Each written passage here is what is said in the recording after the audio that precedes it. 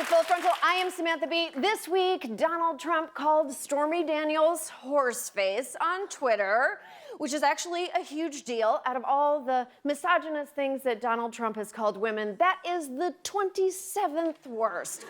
Also this week, Saudi Arabia drew rare bipartisan condemnation for their misplacement and presumed murder of Washington Post journalist Jamal Khashoggi, with one major exception. Trump told the AP on this, quote, "Here we go again with, you're guilty until proven innocent. I don't like that. We just went through that with Justice Kavanaugh, and he was innocent all the way as far as I'm concerned." Okay, Kavanaugh may have gotten what he wanted, but now he has to deal with being a guy that Trump likes.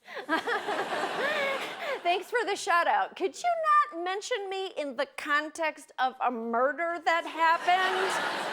Okay, look, we live in a difficult, often confusing time, but if there's one comforting thing that our good president has told us over and over again, it's this. I've said that if Ivanka weren't my daughter, perhaps I'd be dating her. I'm so sorry, wrong clip. What I meant to say is that our president keeps telling us this. My administration has accomplished more than almost any administration in the history of our country. There's never been a time where more people are working in our country than right now. We have the best economy in the history of our country, the best. Donald Trump always talks like a guy who brags he's good at sex and then asks if clitoris is a throat disease.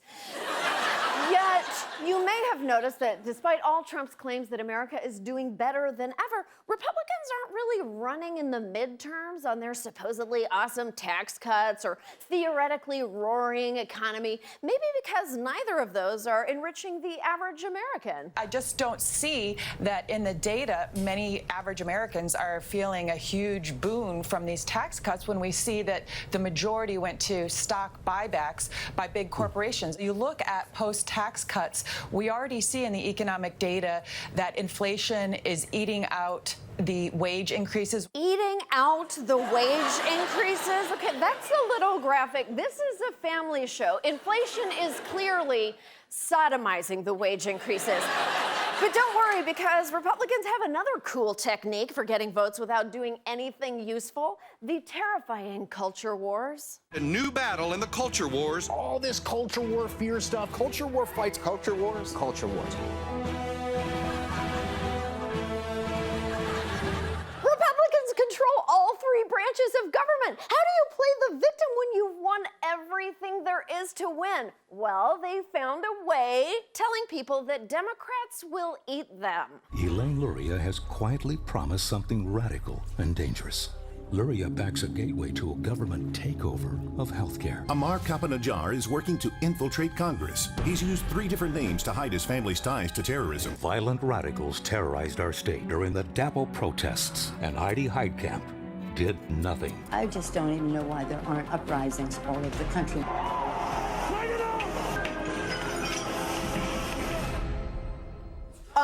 Crazy Town? Creators of the 1999 rap rock hit Butterfly?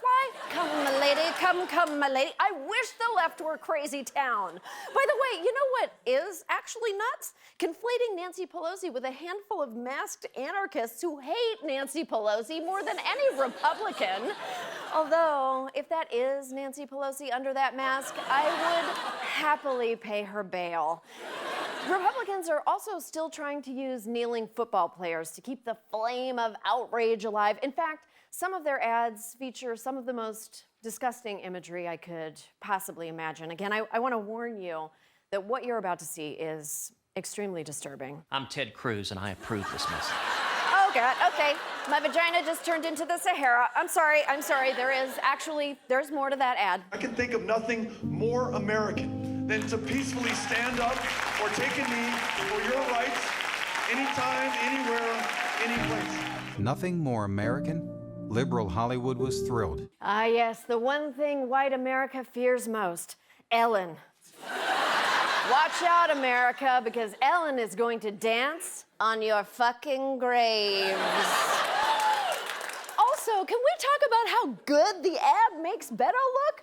All he's saying is that Americans have the right to peacefully protest for their rights. That's the First Amendment, arguably the most American of all the amendments. It's like if Ted Cruz ran an ad saying, There's nothing more American than Mom's apple pie. But did you know that Beto O'Rourke doesn't think you should butt chug that apple pie? This November, vote Ted Cruz for anus pie. By the way, that's the weirdest example I could think of, and somehow it is still so much less weird than Ted Cruz's other actual campaign ads, such as this song. Beto wants those open borders and wants to take our guns. Not a chance on earth you'll get a vote from millions of Texans. If you're gonna run in Texas, you can't be a liberal man. I'm Ted Cruz, and I approve this message. Texas is for men, strong, masculine men. I'm Ted Cruz, and I approve this message. But as much as Republicans love to fear black people, there's another scary group that's shooting up the charts. Women. You have women who are getting in their faces, in these senators' faces, and saying, how dare you talk to a woman that way? One of the women who is screaming at him, it turns out, is a professional activist on the payroll of billionaire George Soros. The very rude elevator screamers are paid professionals only looking to make senators look bad. Don't fall for it. Screaming women, my ears are burning. I haven't felt this hated for being a woman since literally every day that I'm a woman. Stop making it sound like sexual assault survivors are this vastly powerful cabal. They are not. You know how I know that? Because one of these people became a Supreme Court justice and the other can't go back to her fucking home.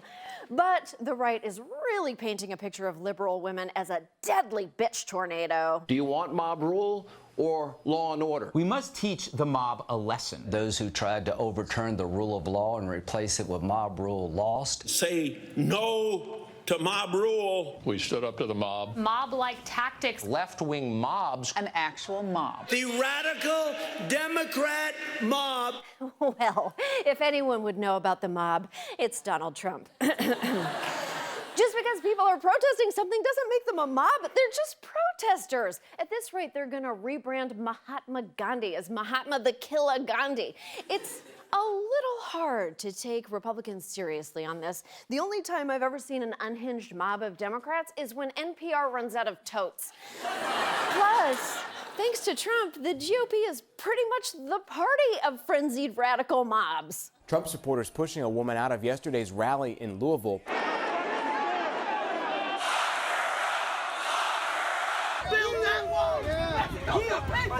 Fuck Islam! Fuck them!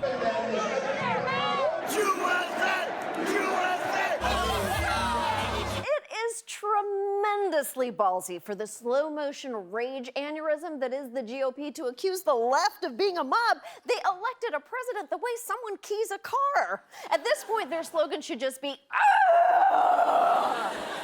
So is this culture wars bullshit actually working? It's unclear. The typical American voter is looking around and seeing that their wages are stagnating, their health care is in danger, and their boss just bought another mega yacht. I tend to think that's gonna matter more than a few loud pussy hats. We'll be right back.